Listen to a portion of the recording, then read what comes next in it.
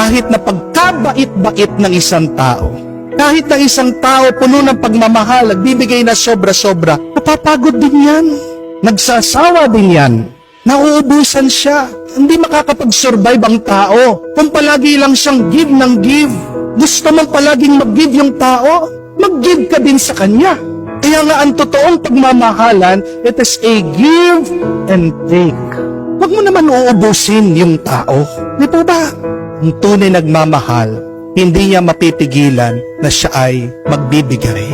Pero sana naman kung nabigyan ka, matuto ka naman magsukli, magbalik, magganti ka naman ng mabuti at maganda.